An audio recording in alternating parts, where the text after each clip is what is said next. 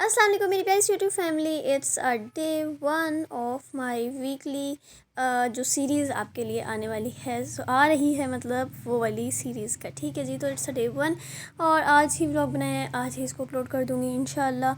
सो या it's a फजर time. जो भी आपने पीछे क्लिप देखा तो ये फजर का टाइम था और जो है ना मैंने नमाज़ वगैरह पढ़ी थी हीटर में आराम से।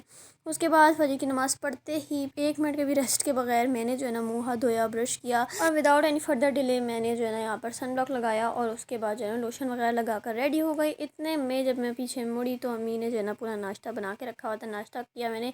मैं सुबह नाश्ता नहीं करती हूँ, इसलिए मेरी अम्मी को मैं कह देती हूँ कि मुझे नाश्ता नहीं करना, क्योंकि 6 बजे मैंने फजर की नमाज़ पढ़ी है और तकरीबन 7 बजे तक अंकल आ जाते हैं।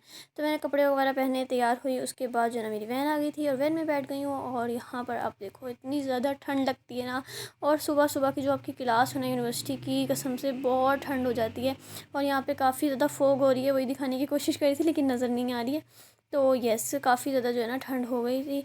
और यस, आपकी बहन यूनिवर्सिटी पहुँच गई थी 7:30 बजे और कोई नहीं आया हुआ था। लिटरली मेरी क्लास में से कोई भी बच्चा नहीं आया हुआ था, बच्ची कोई बच्ची नहीं आई हुई थी। और मैं जो है ना वहाँ पे बैठी हुई थी अकेली ठंड में, इतनी ज़्यादा मुझे सर्दी लग रही थी। लेकिन बस आपकी बहन तो बहुत ही महान है ना, तो वो आ गई थी। आल्सो मुझे याद नहीं था कि मुझे व्लॉगिंग करनी है, तो मैंने कुछ कुछ क्लिप्स इसके अंदर ऐड की हैं, क्योंकि मेरे अभी आपको पता है रूटीन पे ट्रैक पे आने में काफ़ी टाइम लगेगा। सो उसके बाद सीढ़ियाँ चढ़कर 4th फ्लोर पे आपकी बहन गई और क्लास ली।